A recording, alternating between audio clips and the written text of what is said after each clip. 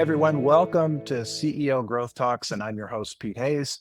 And I have been looking forward to this for a couple of months. My friend Ellen Wood, who's the CEO and founder and president of vcfo, and wait till you hear her story, is our guest today. She's also absolutely one of my favorite lunch partners. We have a blast if we get together.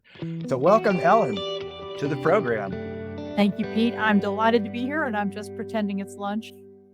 That's right. That's why. And so if you see us eating sandwiches, that you know we're just living into our true calling to be hanging out together.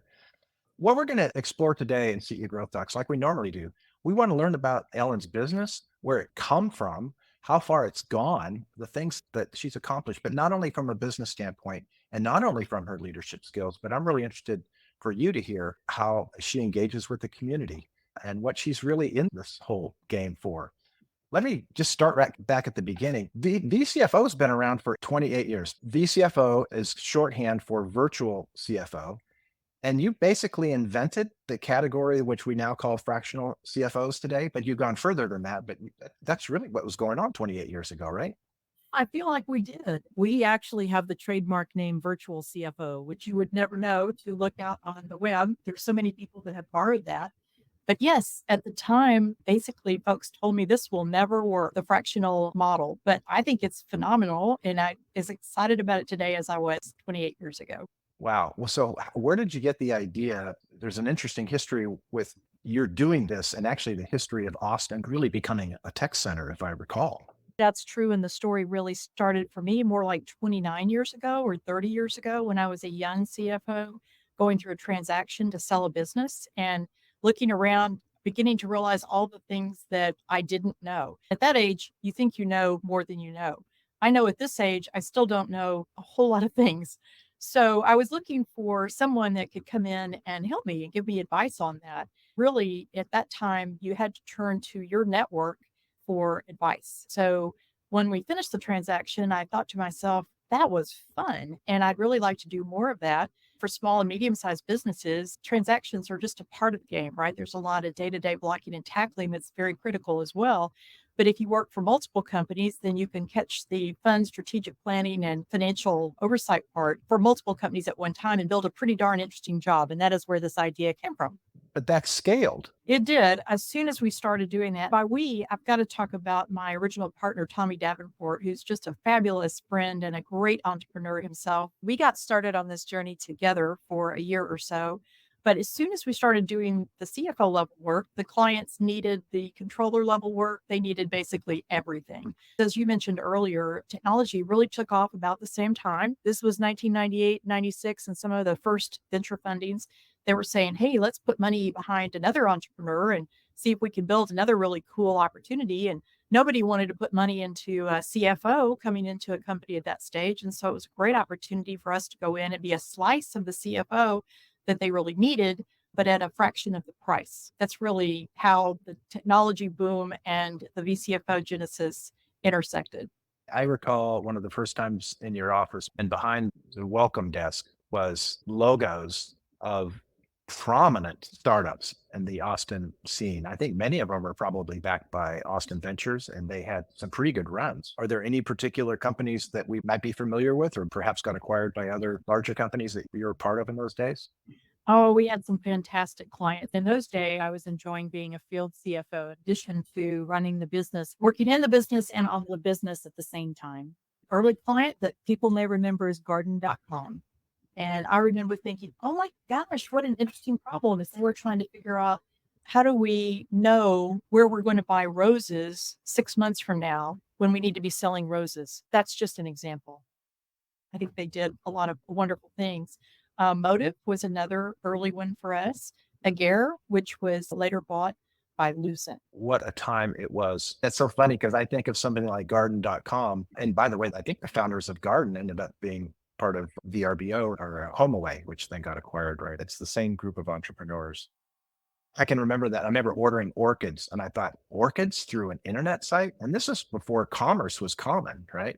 Right. They were trying to figure out how to get paid for those things. Interesting you mentioned VRBO and HomeAway because our Denver office represented VRBO in their sale to Austin Venture. And that I believe was the first platform play that Austin Ventures did, and they rebranded it as HomeAway, and then it just became the behemoth and the success story that everyone has seen. Fortunately for us, we were actually able to help with a few other international acquisitions as well once the platform got started. Wow. Now, how soon was it before you opened other metro offices? That's a good question. We encountered the tech downturn, and we discovered that being as focused in tech as we were was maybe not the best idea. And so we, of course, realized that mid-sized companies need what we do just like the technology companies do. And so we diversified to that, and our eyes turned north to Dallas. And so Dallas was the first market that we opened. We tried to do it with someone from Boston, great player for our team, but the Dallas office politely told us that we needed someone that lived in Dallas. So we made many entrepreneurial mistakes in doing that. We turned our eye toward where else shall we go? And we opened Denver and Seattle and then came back to Houston. So that's where our footprint has been. We've since closed our office in Seattle, although we still do work on the West Coast and we manage it out of Denver.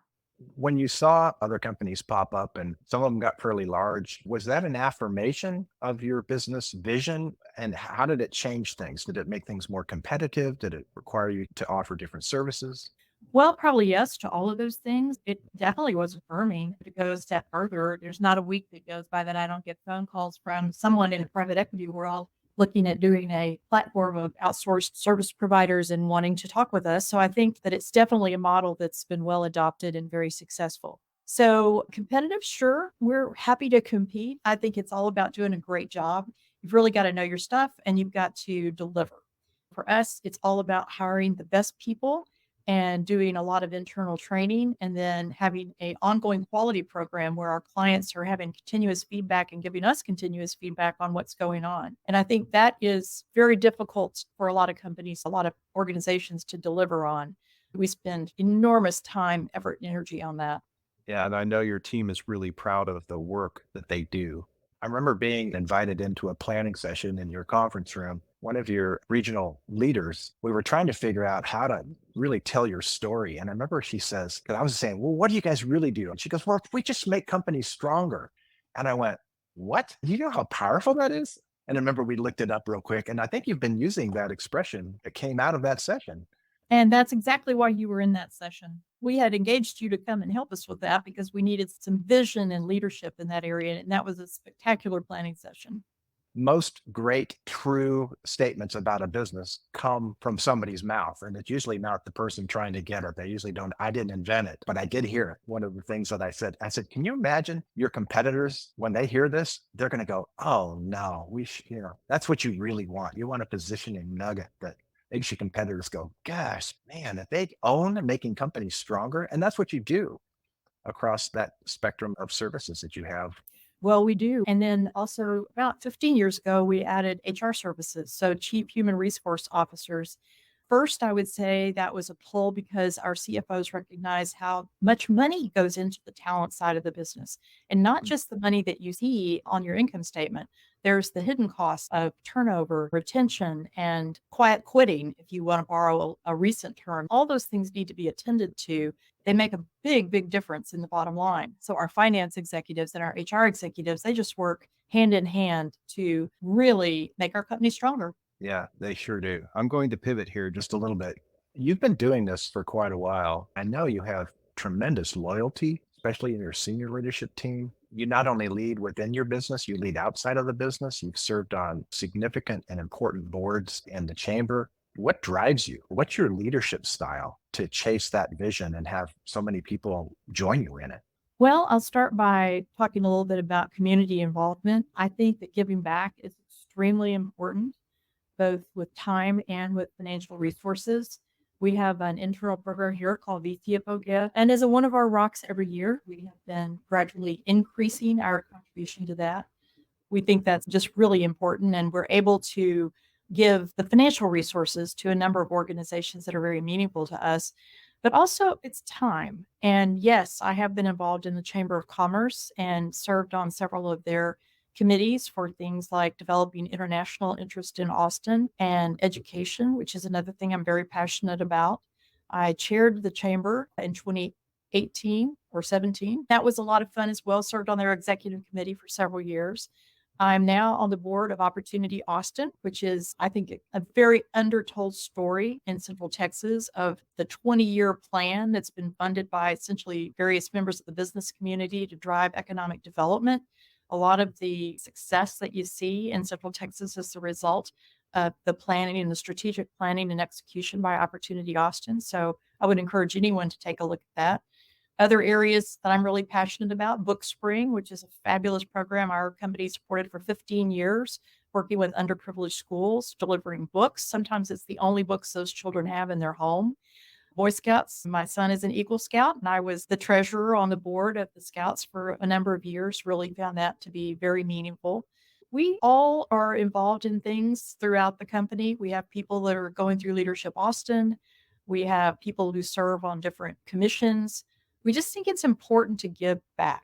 I think that's perhaps why people love to work with you and love to follow your vision because it's not like you're just trying to build a business and go cash out at some point. You're trying to make a difference, not just in your clients, but in the community. Congratulations with all that. And it seems like it just keeps getting bigger and bigger in terms of your community impact purview. Wow. Well, it's still a lot of fun. I'm feel very fortunate after all this time to be able to get up every day and genuinely enjoy the people I work with, clients we work with, and the problems that we're solving. So not a lot of people can say that. I feel very fortunate. So, how would you describe your leadership style? Because you lead well and you lead a pretty sizable organization. What's your style of leadership? I like to think that I'm collaborative. I very much appreciate the talent around me. I'm happy that I am rarely, in fact, never the one with all the answers in the room. I think it's important to listen. I think it's important to empower people, and I try to do that. I think we've had some fabulous, fabulous leaders, some that are still here, some that were here for a while, and now I've gone on to do other things. I'm proud to have worked with all of them. I talk to a lot of leaders, I've talked to a lot of CEOs, and many of them will say that the collaborative, the skill of listening, the value in that. But it occurs to me that sometimes doesn't get it done. What else do you have to do in order to move your business forward, even though you're highly collaborative and you listen well? Well, we adopted something that I recommend to all our clients, and I've probably recommended it to you before, the entrepreneurial operating system, which we adopted back in 2018, that really helps us manage the business, helps me manage the business. So every single person in the company knows where they belong on our accountability chart. We have regular structured meetings. Everyone participates in a meeting at one level or another.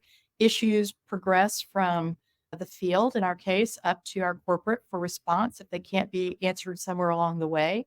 It supports communication. I give it 95% of the credit for positioning us so well to respond to COVID. We didn't miss a full week. We were up and running and didn't miss a beat, even though I was out of the country when they actually shut down Austin. So that structure that we've adopted that enables me to manage from a viewpoint from the top using KPIs and empowering other leaders in the company to do what they do best is what works best for us. For everybody, that is EOS. Gino Wickman's book was Traction. Many of you run on EOS. Chief Outsiders is considering EOS right now, finally. And it's interesting, after a long period of time, the first 20 years of business, you adopted the EOS platform, which was a big deal. So, in addition to an environment of collaboration and listening, there's a structure that helps things work, right? Now, EOS is famous for helping people be more accountable. Can you explain how it does that? Is that an accountability of oversight and managing the deadlines, or do you see it differently than that? Well, there's definitely deadlines involved, but I think one of the most important things, and it surprised me to tell you the truth, to go through the exercise and see how different an accountability chart was from an org chart. It's not the same thing. So, a very key position in our organization is our integrator, our internal integrator. This person is in a position on our org chart, but it's a different role. They're a partner to me. I would say I'm a visionary CEO, and our integrator is very much an ops person. That's what the integrator role is, to help make things work. So, the accountability chart is we're constantly looking at it. We actually do our evaluations against it. We look and we make sure that, does the person who's doing this job, do they understand it? Do they have the capacity to do it? Do they want to do it? And so that's something that's regularly evaluated. And I think that helps with the accountability, because if you're not going to say yes to all three of those questions, you probably are in the wrong box. Yes. So everybody, for not taking a look at EOS, it's very simple to do, by the way. If you find an EOS implementer and they're easy to find, you find through the EOS website, they'll do a 90-minute preview meeting with you and your executive team to just give you a flavor for what it looks like. So this is not an EOS commercial, but perhaps it is now. I'm always talking about how meaningful it's been for us. The year after we put it in was our best year ever. Then the year after that was the COVID year. And I give it a lot of credit for moving us through that and all the things that had to be done. Fantastic. I'm going to shift a bit. Let's talk about the fractional industry. What do you see going on in fractional executive services, our businesses in that space from a sales and marketing standpoint? You mentioned one thing. You said private equity seems to be shopping to maybe roll it up. Uh, Absolutely. is that a trend? Is that what they're saying, that now is the time to roll up and maybe have a master entity? Well, I think it's an opportunity to roll up for sure. And I think that that is a thesis that any number of them are looking at based on the calls that I've gotten. And it's not a unique idea to one particular group. I do think that we are going to see a lot of consolidation in the space as a result of that.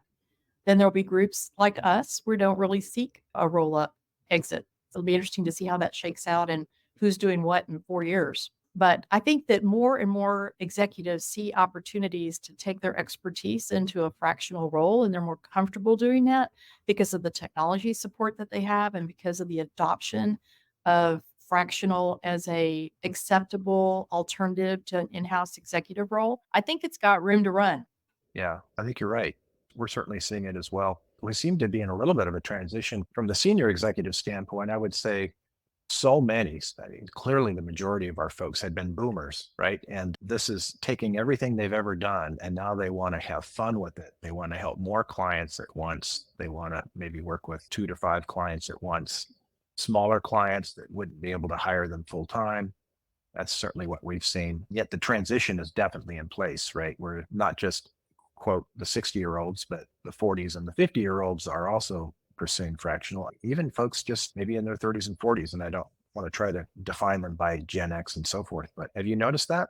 Absolutely. We are definitely seeing adoption across all generations.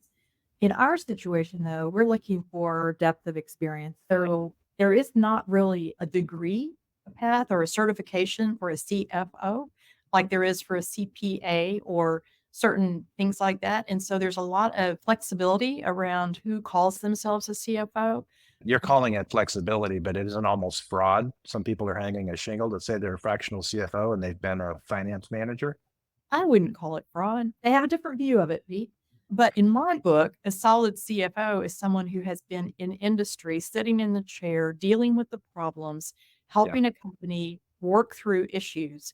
They've got operational experience. We're not just looking for educational experience. It takes a certain number of years of experience to be able to sit in that chair and bring the value that we want to bring to our clients day one. We're not training our CFOs to be CFOs. We're definitely expanding their experience set, and they love that. And I'm going to go back to something you said earlier about giving back. I actually feel like the majority, if not every single one of our field consultants, has a strong element of that. They are very service oriented. They want what's best for their client and they actively seek to make that happen for them. And that's not the case for every person. I see that in vcfo. Very good. We're heading towards the end, and I would like to get your take. You've been doing this successfully, and I've enjoyed knowing you. You don't know probably the first time we met. It was when our company was just getting started, and getting a meeting with anybody at vcfo was a really big deal. And I do remember meeting you with Kurt Coburn at the time. I don't think we were very interesting because I don't know that we even had any clients, let alone any sort of presence. But you've been doing this a while. And I think people that are listening would just like to know, what advice do you have to them as a CEO of a growing business in terms of making their way forward? We heard part of your journey, but what advice would you give them right now, this economic climate environment, to grow personally and grow professionally? Where should be their focus? Well, I think that on the business side, I will say that this is a great year to invest in yourself and in your company. I think it's a build year. That's what we're telling our clients. That's what we're doing ourselves. We think 25 and 26 are looking very strong for opportunity. Anybody who is on the fence, struggling, wondering, am I going to get through this? Is inflation going to take me down? Can I afford to pay for people and all those sorts of things? I believe that we are headed toward a better experience in 25 and 26, and I would encourage them to stay the course and double down. For personal growth, I would say the same. If you're an entrepreneur, if you're a business owner and a business leader, you need to stay the course. You need to believe in yourself. You need to be humble. You need to listen and have the confidence that your vision is going to come through for you. Oh, I love that. One last little tidbit. This might be fun just to acknowledge. You joined Vistage a number of years back. Is that something you recommend to people? You've been in it some number of years, so it must be contributing to your growth and your personal growth and as a CEO. And there's a number of folks that listening to this that maybe they're fairly new in running a business. Is there some combination of EOS and Vistage? Is there some magic in that? Well, I definitely think there's magic in Vistage. I have been a member for 10 years and I'm a member of Bill Rice's group here, 3722. And I give it a lot of credit. Programs that they bring, the opportunity to spend a day, a month actually working on your business, not in your business, and shoulder to shoulder with other CEOs of similar businesses, non competitive, but similar issues. It's been invaluable. They really serve as a working board to me when I have a problem or something exciting that I want to share. So, yeah, I think Vistage is something that I highly recommend everyone take a look at. If you are a key executive, there's a program for you that is also excellent. If you are a CEO, I think it's invaluable to build that camaraderie and have the benefit of all of the programming that they bring to you as well. Well, I love the impact that Vistage has on companies. I'm a member of C12, which is in a similar vein. And when I talk to people about, oh, you ought to consider this, they'll say, I couldn't possibly spend that day a month in a session. I said, well, that means you really need to go. 5% of your time you don't want to spend on the most strategic aspect of your business. That's what I said for 2 years until I joined, and I wish I'd joined 2 years earlier. Yeah, well, that's great. Ellen, this has been so much fun. It's felt just about like a lunch, except we haven't taken bites to get caught up on things. I really appreciate spending the time. And thanks for being part of CEO Growth Talks this week. I appreciate it.